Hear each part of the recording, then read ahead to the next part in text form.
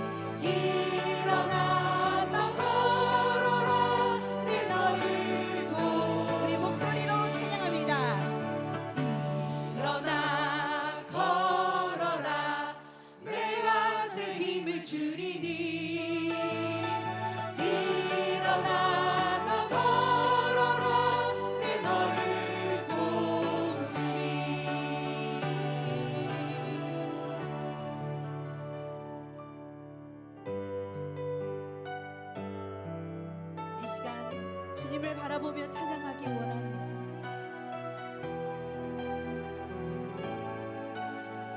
아바 아버지,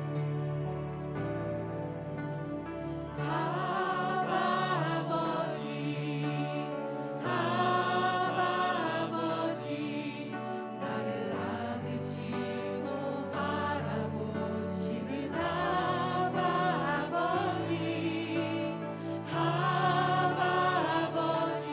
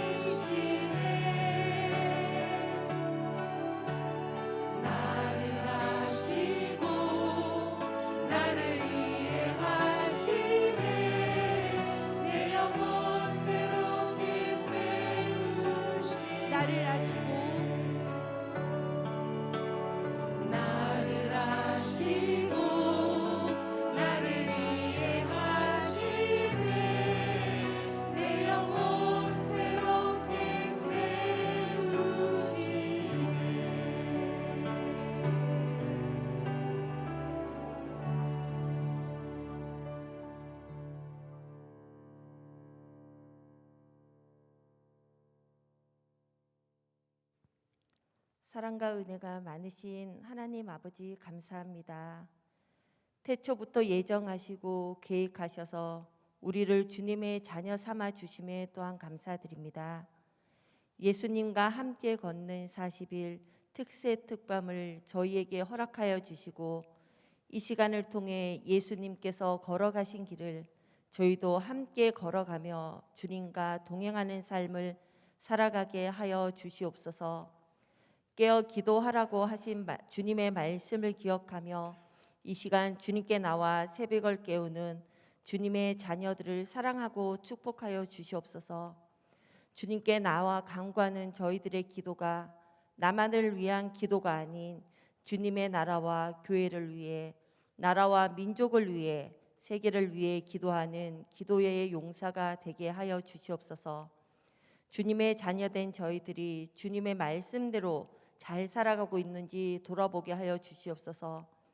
코로나로 인해 저희들의 생활이 묶여 있다는 핑계로 예배를 소홀히 여기지는 않았는지요. 이 시간 주님께 회개합니다. 예배를 귀히 여기고 말씀을 사모하며 주님 앞에 나올 수 있도록 하여 주시옵소서. 우리의 다음 세대가 예배를 사모하게 하시고 주님을 향한 큰 비전을 품고 살아가게 하여 주시옵소서. 다음 세대가 우리의 소망의 금을 기억하고 꿈씨에서부터 여호수아까지 다음 세대를 위해, 다음 세대를 섬기는 목사님, 전도사님, 교사들을 위해 기도하게 하여 주시옵소서. 오늘은 특별히 유아교회 꿈삭을 위해 기도합니다. 꿈삭의 오지혜 목사님과 교사들이 한마음 한뜻으로 주님을 바라보며 함께 동행하게 하여 주시고 꿈삭 친구들의 마음속에 믿음이 쑥쑥 자라나 커갈 수 있도록 하여 주시옵소서. 이 시간 말씀을 전하시는 백성원 목사님을 기억하여 주시고 주시는 말씀이 성령 충만하여 저희에게도 흘러넘치게 하여 주시옵소서. 남은 특세 특밤을 사모하며 기대하며 나아가길 원합니다. 주님 함께하여 주시옵소서. 나를 위해 십자가에 죽으신 예수님의 이름으로 기도드립니다. 아멘.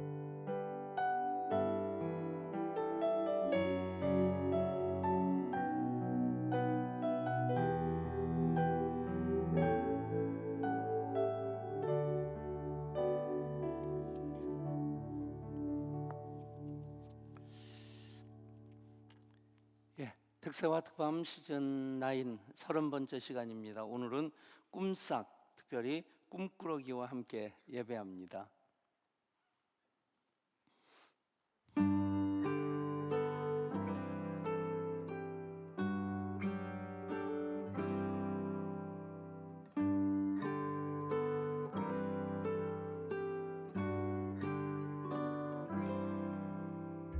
아빠 하나님 나 여기 왔어요.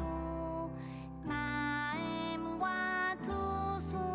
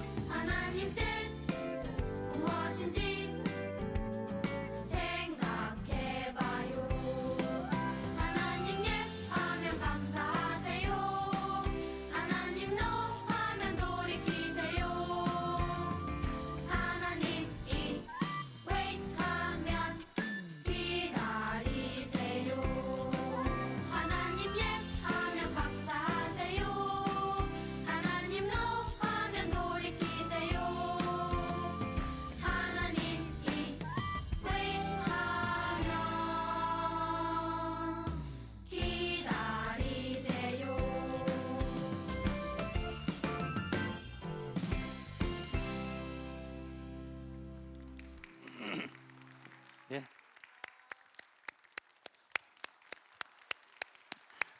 박수가 작아서 안 들어가려고 하는 것 같아요. 이럴 때 항상 하는 얘기지만 뒤에서 봐도 이렇게 좋은데 앞에서 보는 여러분들 얼마나 좋겠습니까? 박수 한번 다시 크게 우리 꿈꾸러기들을 위해서. 예, 꾸러기들인데 꿈꾸러기라서 더 좋습니다. 하나님 노하면 돌이키세요 그러면서 애들이 뒤로 이렇게 확 얼굴을 돌리더라고요. 반가워서 아는 척 하려고 했더니 한 놈도 나를 보는 녀석이 없더라고요. 그래도 우리는 주님만을 바라보며 사십시다. 오늘 주신 하나님 말씀 요한복음 5장 1절부터 10절까지 말씀입니다. 요한복음 5장 1절부터 10절까지 말씀 제가 받들었습니다. 그 후에 유대인의 명절이 되어 예수께서 예루살렘에 올라가시니라. 예루살렘에 있는 양문 곁에 히브리 말로 베데스라 하는 못이 있는데 거기에 행각 5이 있고 그 안에 많은 병자, 맹인, 다리 저는 사람, 혈기 마른 사람들이 누워 물의 움직임을 기다리니 이는 천사가 가끔 못에 내려와 물을 움직이게 하는데 움직인 후에 먼저 들어가는 자는 어떤 병에 걸렸든지 낫게 됨 이러라. 거기 38해 된 병자가 있더라. 예수께서 그 누운 것을 보시고 병이 먼저 벌써 오랜 줄 아시고 이르시되 내가 낫고자 하느냐. 병자가 대답하되 주여 물이 움직일 때에 나를 못에 넣어주는 사람이 없어 내가 가는 동안에 다른 사람이 먼저 내려가나이다. 예수께서 이르시되 일어나 내 자리를 들고 걸어가라 하시니 그 사람이 곧 나아서 자리를 들고 걸어가니라. 이날은 안식일이니 유대인들이 병 나은 사람에게 이르되 안식일인데 내가 자리를 들고 가는 것이 옳지 아니하니라. 아멘. 베데스다 그러면 많은 분들이 연못을 생각합니다. 연못 그러면 연꽃이 피어 있는 그런 자연적인 못으로 생각하는데 베데스다라고 하는 그 못은 인공적으로 만들어진 커다란 이제 저수지라고 해야 될까요? 수조라고 해야 될까요? 그런 곳입니다. 예, 베데스다 못으로 함께 가시겠습니다.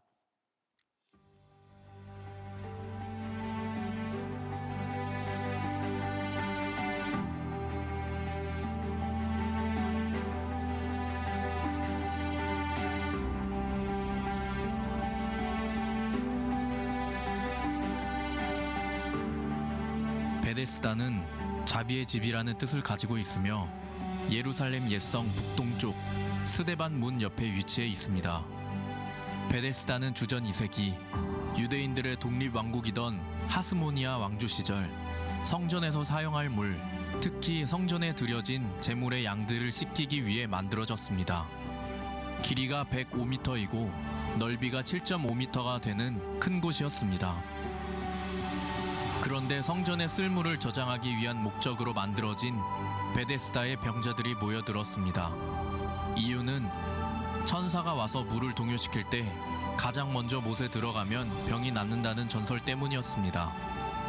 실제로 이스라엘에서 발견되는 샘이나 물 저장소는 건기와 우기에 따라 물이 줄거나 늘 때 물이 흔들리면 사람들이 뛰어들기도 했습니다.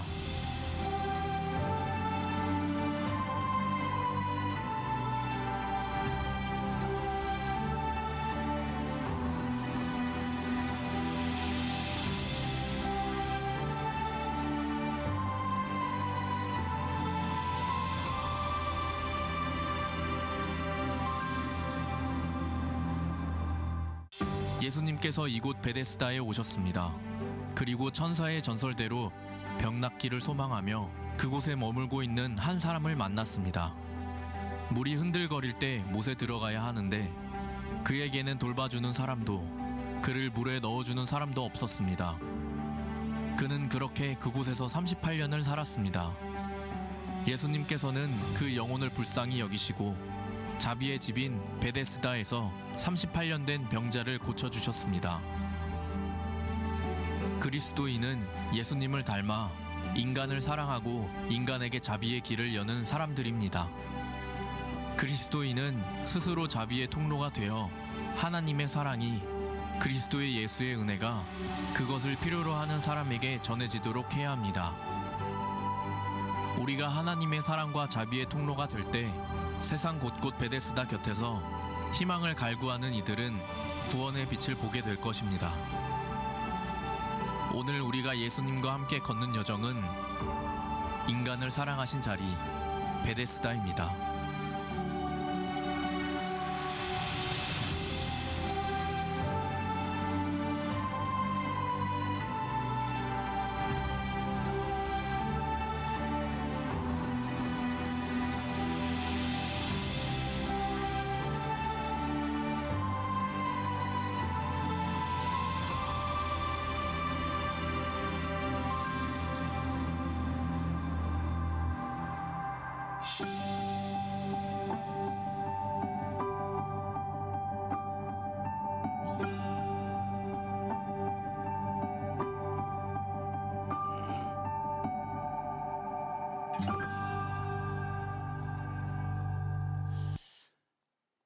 요한복음에 보면 예수님께서 예루살렘에 3번 가십니다. 당연히 갈릴리에 계시다가 이제 예루살렘에 가시는데 2장에서 유월절에 올라가시는 그 장면이 나오고, 또 지금 그 후에 유대인의 명절이 되어 예수께서 예루살렘에 올라가시니라, 그리고 또 7장에서 또 예루살렘으로 올라가시는 그 3번의 기록이 나옵니다.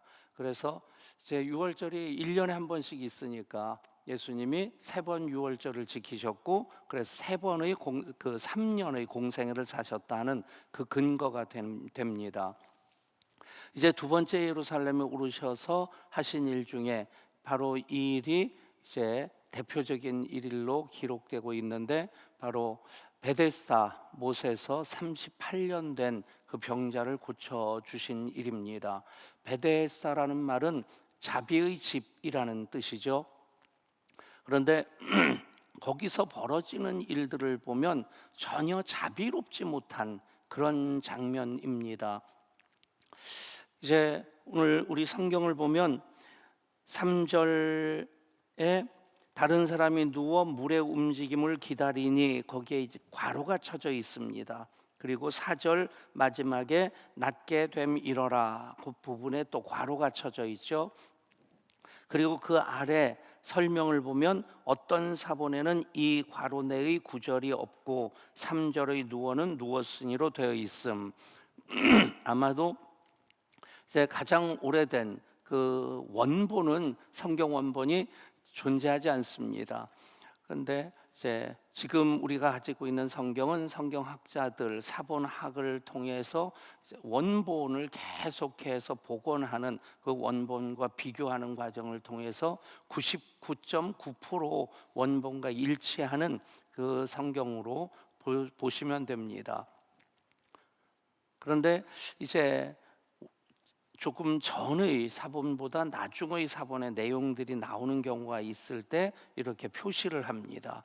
그러니까 이 얘기는 조금 전에 영상에서도 이제 전설로서나 아니면 건기나 우기에 물이 들어오고 나갈 때에 물이 움직이는, 동하게 될 때 천사가 그것을 움직인다 하는 그런 생각을 하고, 어떤 설명을 보니까 온천 중에 간헐천이라고 있지 않습니까? 가스가 차서 가스의 분량이 차게 되면 뉴질랜드나 저쪽 그 스칸디아 반도 그쪽에 그런 간헐천이 많다고 하는데, 가스가 차면 그 압력에 의해서 물이 쫙 뿜어 올라가는, 미국 옐로스톤 국립공원에도 있다고 하네요. 아무튼 그런 것과 비슷한 것으로 설명하는 분도 있는데 그것은 아닙니다. 왜냐하면 이 못이 이제 연못으로 자연적인 온천이 아니라 인공적으로 하스모니안 왕조 때 성전에서 쓸 물을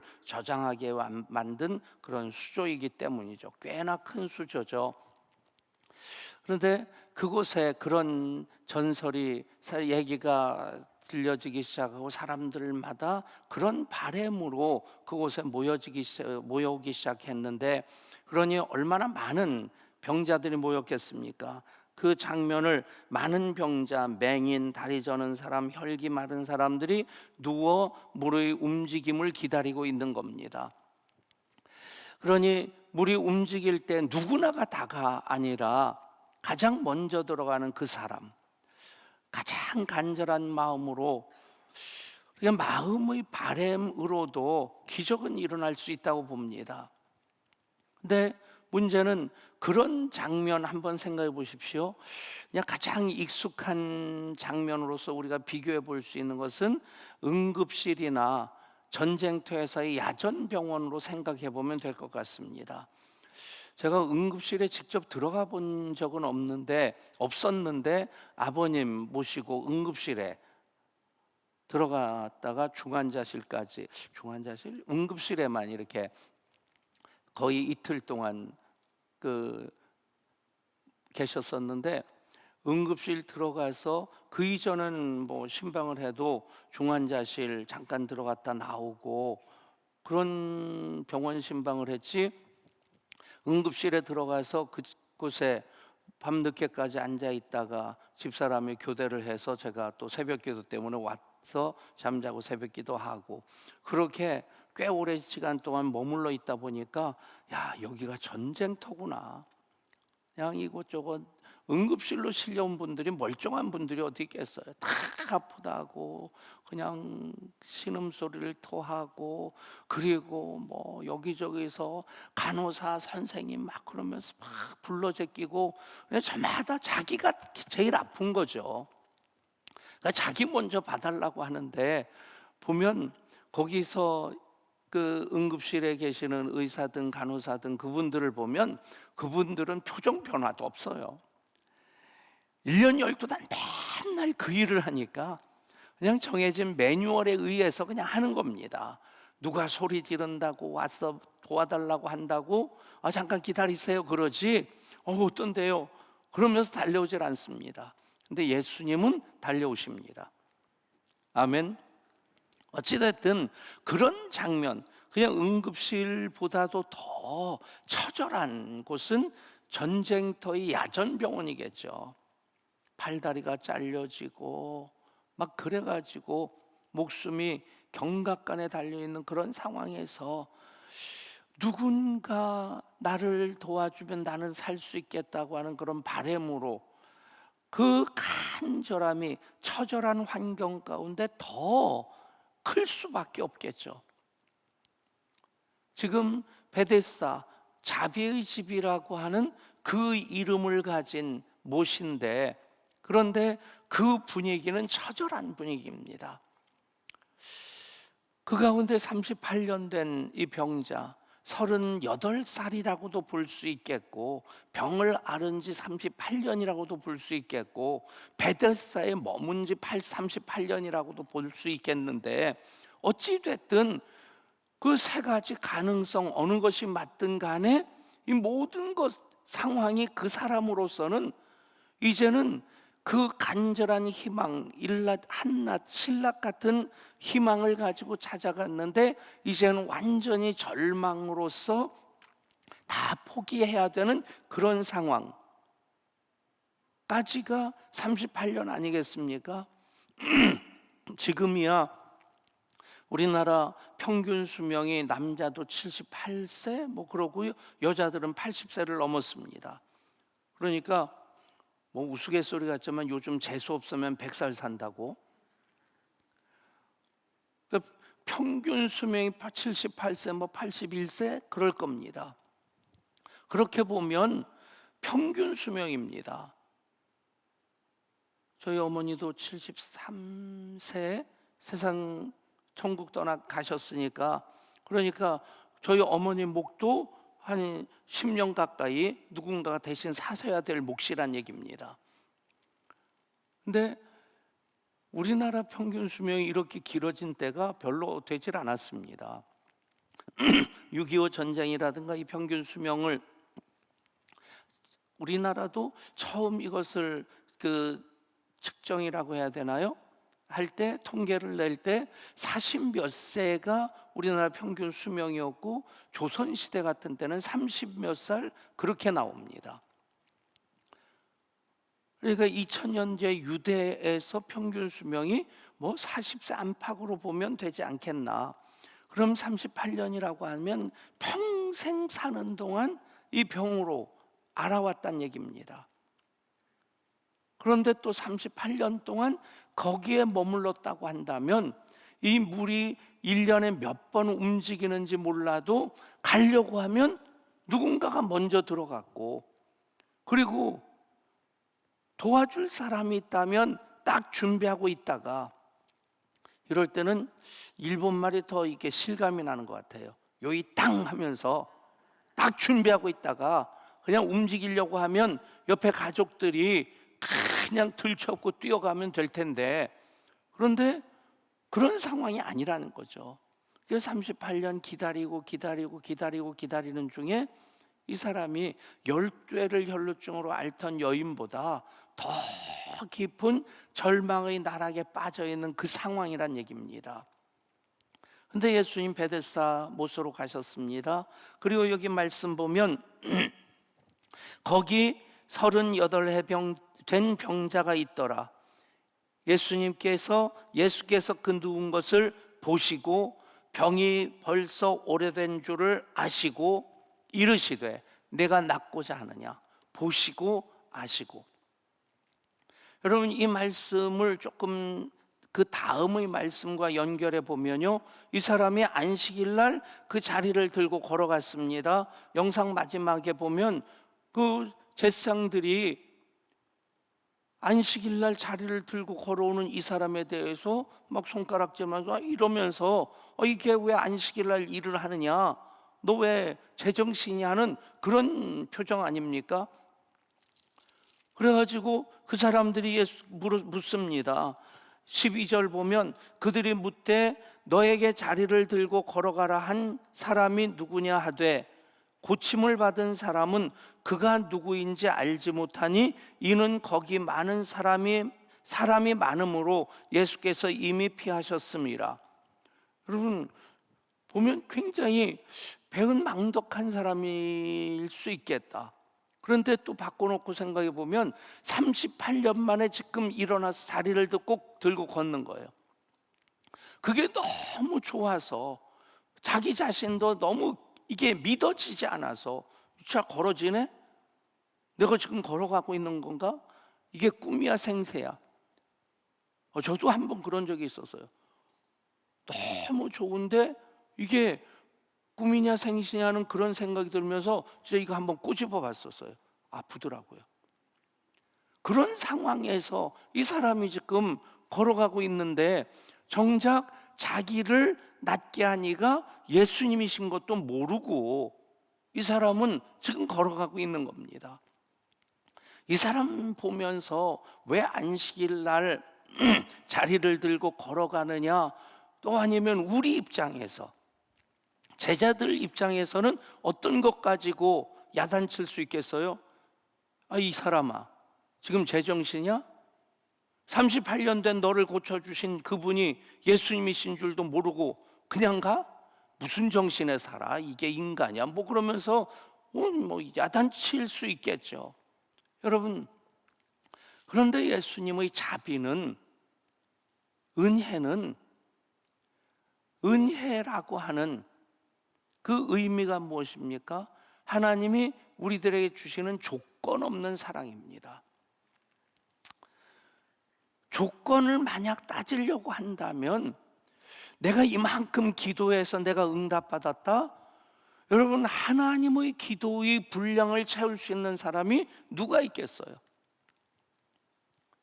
하나님의 의의 기준을 충족시킬 수 있는 사람이 과연 있겠습니까? 그래서 의인은 없나니 하나도 없다고 하는 겁니다. 40일 금식 기도하면 당연히 응답받을 조건이 충족될까요? 여러분, 은혜는 조건 없는 하나님의 선물입니다. 아멘. 그것을 우리는 이 말씀에서 확인해 봐야 되는 겁니다. 볼 수 있어야 되는 겁니다. 내가 하나님의 자녀가 됐고, 내가 예배를 드리고, 내가 기도 응답받고, 내가 또 교회에서 직분을 맡고, 내가 정말 가족들과 함께 살고, 뭐 많은 헤아리려고 한다고 한다면 100가지 1000가지나 되는 은혜 속에 우리가 살고 있습니다. 뭐 하나 없으면 아쉽겠다 생각하는 것 다 하나님 주시는 은혜라고 생각하시면 우리가 은혜의 고백을 제대로 하는 것 아니겠나? 여러분, 예수님께서 보셨습니다. 그리고 그 병이 오래된 줄 아셨습니다. 그런데 이 사람은 지금 완전히 널브러져서 일어날 힘도 없고, 그런 소망, 그런 기대, 눈꽃만큼도 없는 상태입니다. 그냥 누워 있는 겁니다. 그런데 예수님은 보시고, 어쩌면 그 많은 병자들 가운데 가장 처절한 사람을 보셨을 겁니다. 그 사람이었겠고, 그리고 그 사람의 병이 오랜 줄 아시고 그에게 말씀하십니다. 내가 낫고자 하느냐? 여러분, 이 사람이 한 일은 전혀 없습니다. 더더군다나 말씀드린 것처럼 병을 낫게 하니까 예수님이신 줄도 모르고 지금 터벅터벅하고 있는 겁니다. 여러분, 그렇게 본다면 저는 언제나 그 생각을 합니다. 그래도 예수님께서 은혜를 베풀어 주시는데, 하나님의 은혜는 조건 없는 선물인데, 우리가 그래도 하나님 사랑하고, 그래도 기도하고, 그래도 말씀 붙잡고 말씀으로 살아가려고 한다면, 여러분, 똑같은 얘기입니다. 우리 꿈꾸러기 아이들 이렇게 쭉 서 있는데 뒤에서 보는 것도 이렇게 좋은데 앞에서 보면 얼마나 좋겠나? 여러분, 똑같은 공식을 적용할 수 있겠다 싶습니다. 예수님이신 줄도 모르는 그 사람에게 예수님은 보시고 아시고 그를 일으켜 주셨습니다. 그렇다고 한다면 예수님이 그리스도이심을 믿고, 그래서 하나님의 자녀들로서 하나님 기뻐하시는 뜻을 위해 우리가 그래도 나름대로는 애쓰고 있지 않습니까? 하나님의 그 기준을 충족시키기에는 턱없이 부족하다 할지라도, 그래서 기도하고, 그래서 예배하고, 그래서 하나님하고 부르짖고, 그렇다고 한다면 예수님이신 줄 알지도 못하는 이 사람도 고쳐주시는 예수님이시라고 한다면, 예수님 이름 부르고 예수님 의지하는 우리들 얼마나 하나님 더 사랑해 주실까? 더 많은 은혜를 베풀어 주실까? 여러분, 그 기대하는 마음이 우리 가운데 있기를 원합니다. 말씀을 준비하면서 그 생각을 했습니다. 떠오른 단어가 헌정이라는 단어였어요. 소설이라든가 아니면 슈베르트의 곡 중에 헌정이라는 제목의 곡도 있는데, 또 그림을 그린다든가 할 때 이제 헌정, 이 글을 사랑하는 아내, 존경하는 어머니에게 드립니다. 뭐 소설 머릿글을 보면, 논문 같은 거 보면 그렇게 헌정하는 글이 있습니다. 또 유명한 그 곡을 작곡하고, 뭐 옛날에는 중세시대 때는 이제 왕이라든가 영주라든가 그런 사람들의 그 곡을 헌정한다 하는 의미로서 이제 곡을 초연할 때 그 말을 하고, 우리 모두가 이 말씀을 통해 은혜를 받고 있고 받아야 됩니다. 근데 헌정이라는 의미가 생각난 것은, 지금 암으로 투병하고 있는 우리 예한 가족들이 이 말씀을 통해 은혜를 받고 새 힘을 얻고 고침받기를 소원합니다. 그래서 말씀을 준비하면서 목사로서 헌정한다는 그런 의미로서 이 말씀을 읽고 또 준비를 했습니다. 우리 교단 목사님 중에 고훈 목사님이라고 안산 제일교회 목사님인데 은퇴하신 분이죠. 그분이 암으로 수술 받고, 그런데 그 제자 중에 한 분이 제 친구 목사님인데, 그 문병차 문안차 찾아간 겁니다. 목사님 많이 힘드시죠? 그때 그 목사님이 이렇게 얘기하더랍니다. 김 교수, 교인들 항암 치료한다면 그냥 하는구나 생각을 했었는데 이렇게 힘든 줄 몰랐어. 확실한 천국 소망 두고 사는 사람인데 이거 안 받고 빨리 천국 가고 싶다는 생각이 많이 들어. 자기 생명 걷어가시고 우리 목사님 살려달라고 철회하면서 목숨 걸고 기도하는 교인들이 아니라면 나는 정말 이거 안 받고 싶어. 항암 치료를 받고 있는 목사님의 고백입니다. 얼마나 힘들었으면. 그런데 자기 목숨 걷어가고 우리 목사님 살려달라고 기도하는 교인들 때문에 항암 치료 받으면서 버티고 있노라고. 그 목사님이 찍은 시가 있습니다. 투병 중에 쓰신 시인데 그 교수님에게, 친구 목사님에게 그걸 내밀어 보여주더라는 거죠. 주님, 내 아픔이 너무 커서 내 아픔이 가족들의 아픔이 되지 않기를 기도합니다. 주님, 내 아픔이 너무 길어서 그 아픔이 교회의 어두운 그늘이 되지 않기를 기도합니다. 주님, 내 아픔이 유별나서 세상 사람들의 조롱거리가 되지 않기를 기도합니다. 그냥 혼자 아프고 혼자 울기도 지금은 너무 벅차기 때문에. 제목을 주님, 내 아픔이 너무 커서 그렇게 썼습니다. 여러분, 주님은 보시고 아시는 분이십니다.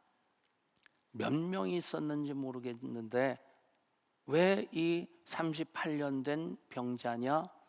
예수님 보실 때 그가 가장 처절했고 가장 많이 고통스러워했겠고 가장 많이 절망했겠다 하는 것을 예수님이 보셨습니다. 그리고 병이 오래된 줄 아셨습니다. 우리가 예수 믿는 이유, 또 기도해야 되는 이유, 바로 예수님 우리를 보시기 때문이고 예수님 우리의 속사정을, 안고 일어섬을 다 속속들이 아시는 분이시기 때문에 우리는 예배하고 기도하는 것입니다.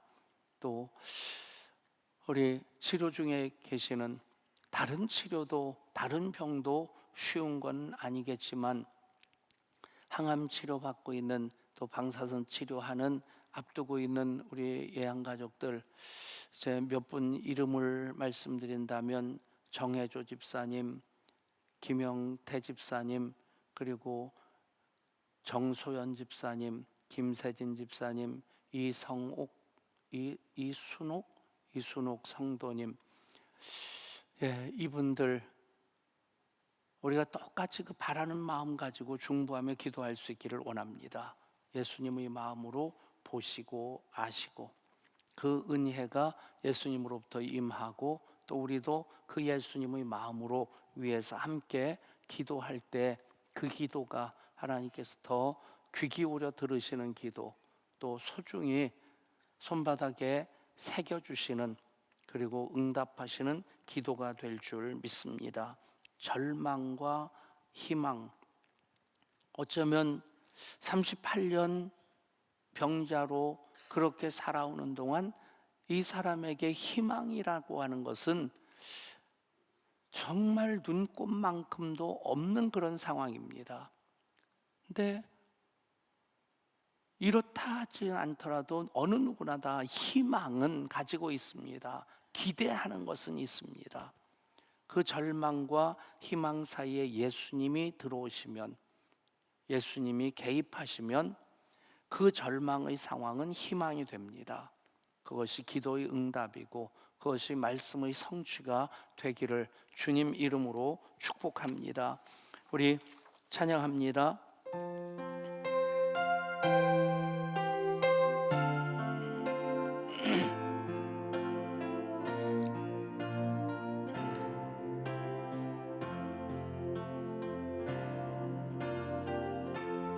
약할 때 강함 되시네 나의 보배가 되신 주 나의 모든 것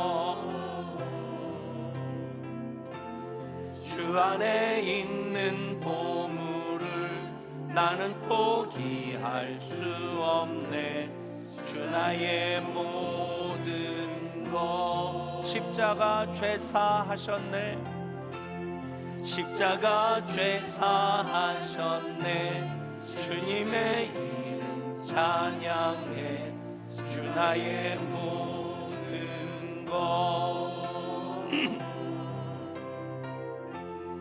쓰러진 나를 세우고 나의 빈잔을 채우네 주 나의 모 다시 한번 고백합니다. 약할 때 강함 되시네 약할 때 강함 되시네 나의 보배가 되신 주 나의 모든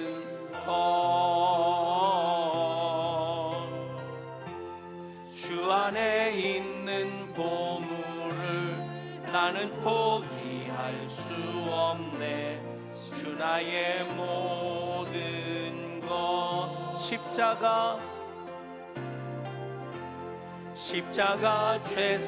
죄사하셨네 주님의 이름 찬양해 모든 것 쓰러진 나를 세우고 나의 빈잔을 채우네 주 나의 모든 것 우리 두 손을 드십시다. 예수 어린 양 존귀한 이름 예수 어린 양 존귀한 예수 어린 양 예수 어린 양 존귀한 이름 예수 어린 양 존귀한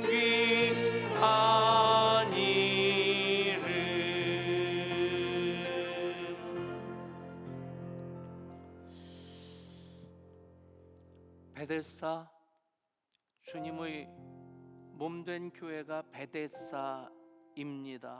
베데스다이어야 합니다. 왜냐하면 주님이 계시기 때문입니다. 주님이 보시고 아시기 때문입니다. 주님 베데스다의 은혜를 나에게 우리들에게 또 암투병 중에 있는 우리 예양가족들에게 허락하여 주옵소서. 오늘 꿈싹을 위해서 먼저 합심해서 함께 한 목소리로 기도합니다. 꿈싹 목사님, 선생님, 친구들, 부모님이 특세와 특밤을 통해 하나님을 만나고 기도가 응답되게 하소서. 꿈싹이 함께 기도하는 성령의 공동체, 헌신을 기쁘게 감당하는 사랑의 공동체, 말씀을 전하고 실천하는 전도의 공동체가 되게 하소서. 아멘. 우리 합심해서 주님 예양교회가 베데스다이게 하여 주옵소서. 나를 보시고 아시는 주님이십니다. 암투병하는 이들 주님 보시고 아심으로 손잡아 일으켜 주시옵소서. 간절한 마음으로 주님 이름 부르고 합심해서 기도합니다. 주여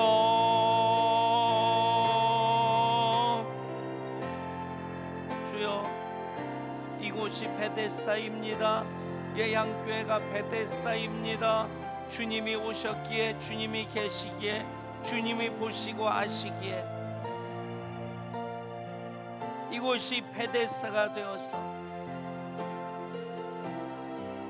주님 우리 한 사람 한 사람 보시고 아심으로 내가 병에서 낫고자 하느냐?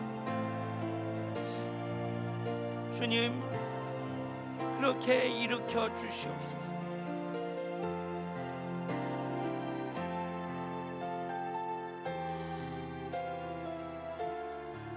주님이 우리의 소망이십니다. 주님을 바라보면 희망이 생깁니다. 기대하는 것이 믿음입니다.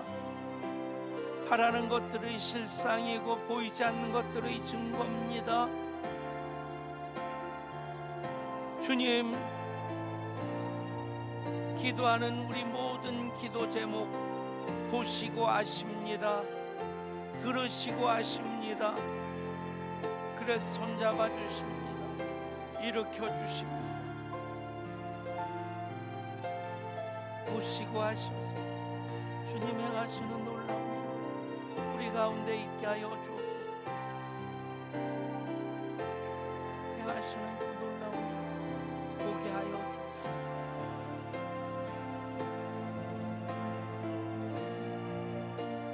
아버지, 정혜조 집사님, 김영태 집사님, 정소연 집사님, 김세진 집사님, 이순 목사님 한 분 한 분 강한 손편져 붙잡아 주옵소서. 아버지 새롭게 하여 주시옵소서. 깨끗이 낫게 하여 주옵소서. 내가 낫고자 하느냐?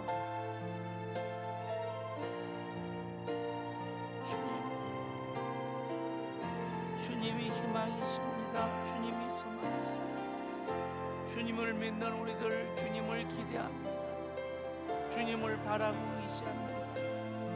그래서